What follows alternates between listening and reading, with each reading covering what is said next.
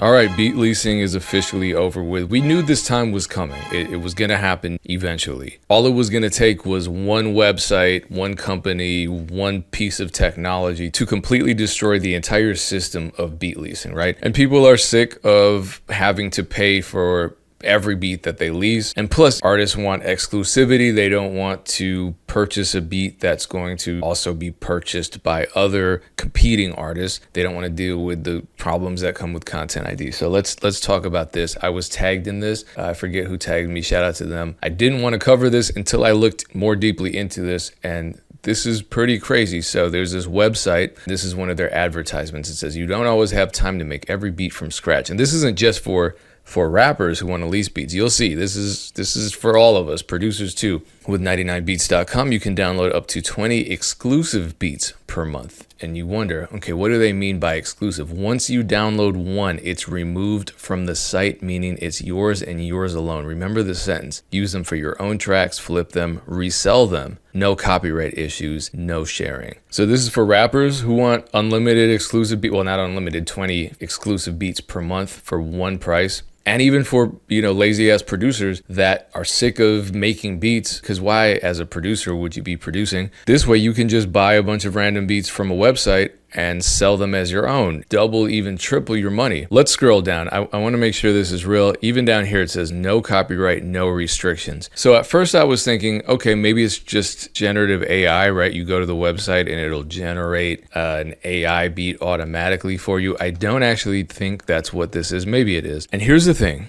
People don't read. This is a major problem. People do not read. We end up in really ugly situations. We end up believing things that aren't true. Now, I'm not going to give my opinion on this. I'm just showing exactly what information the website provides. You can tell me what you think. I'm not going to use words like fraud, scam, lie, nothing like that, because I have to be objective here. I'm not trying to get in trouble. I'm not trying to accuse anybody of anything. I'm not creating these false allegations against any company. This is what their official website's disclaimer says. This is a screenshot from 99beats.com. Multiple ownership disclosure. So if you use their website, it says here, the same beat may be owned by multiple parties. Due to our 70 business day removal process, we make no guarantees of exclusive ownership. Other members may have downloaded the same beat before or after you. You may encounter others using the same beat commercially.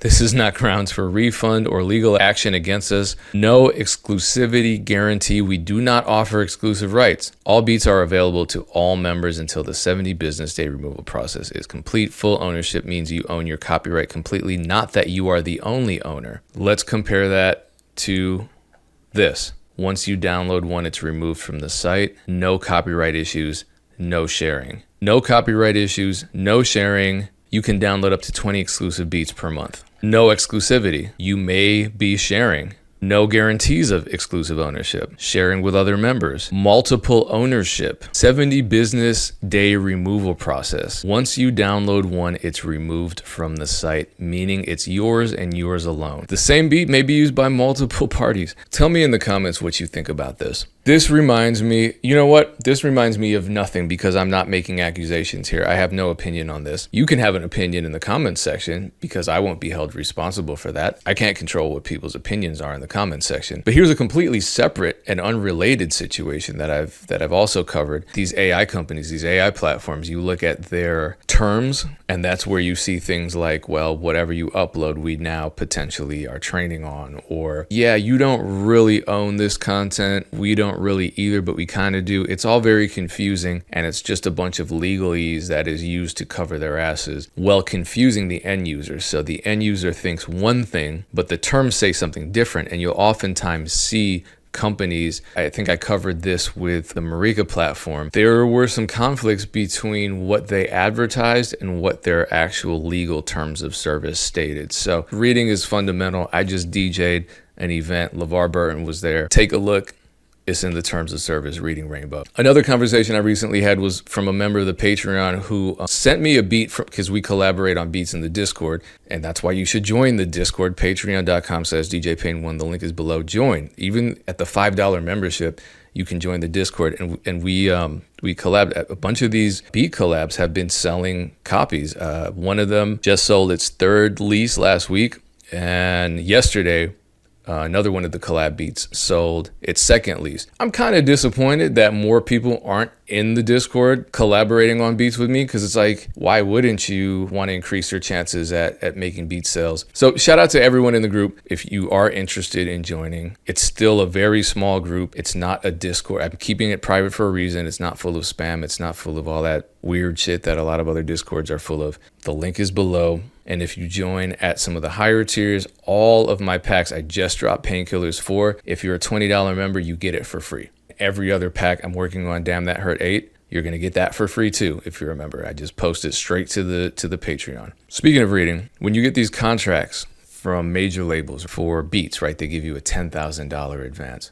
What does that mean? Well, let a lot of people on the internet tell it that's a loan. Same way you go to a bank, if you get a loan of $10,000, and you don't pay that loan back, you're in trouble. They can garnish your wages. There's an interest rate. So you're paying that loan back, but you're not paying $10,000 back. You might be paying $12,000, $15,000, $20,000 back because of that interest rate. So the labels, according to people on the internet, are doing the same thing. I've always argued against that, and people jump on me like I just claim the Epstein files never existed. This is crazy, and it's a conversation that people want to fight me on. I don't understand. But here's a music lawyer explaining why an advance is not a loan. And I've shown my label contracts where, you know, you'll see. So for example, so let me zoom in here. This is my advance. Provided you are not in material breach hereunder, you shall be entitled to an advance payment of producer royalties as defined below in the advance of $10,000. That was a good advance. And then it shows here the recoupment math. So the recoupment math is crazy. There's a point bump. Screenshot this. Pause here if you really want to read through this. But nothing here tells me I owe them that $10,000. Recoupment is different. I've talked about this in multiple videos. I'm not going to re-explain it. It's all here. This is very standard. If you're a producer in the music business and you've sold beats to major labels or even independent labels, you know what I'm talking about. If you don't, here it is for you. You know, I come with evidence. I come with receipts every time. I don't just talk out of my ass like these other people in the comments section do all the time and have the nerve to say, I don't know what I'm talking about. Here it is. This is from Def Jam. So read this, and now let's hear from this lawyer. I haven't actually heard this before. Got to clear this up because I've seen it again today. It's one of the most common things that I hear from people, and I heard it today from another lawyer who should know better. An advance in a record deal or in a publishing deal is not a loan. I'm going to say it again for the people that couldn't hear in the back. It's not a loan. An advance is you getting paid the money that you would be paid, but you're getting it up front. You're getting it in advance. You don't have to pay it back. They get to recoup it from money that they're going to bring in that they would have paid had there not been an advance in place. Now, it's true that if you get an advance, you won't get paid again by the label or whoever it is until they recoup that advance. But that's not the same as having to pay something back. That's them getting back the money that they already gave to you in advance. Think of it like any other job. If you work at a bar and say you get paid on the 31st of January, and on the 2nd of January, you say to your boss, can you pay me now instead of paying me on the 31st? That means that you're going to get the money up front, advanced to you, but you're not going to get paid again at the end of the month because they already paid you that money. You won't get paid until the end of the next month.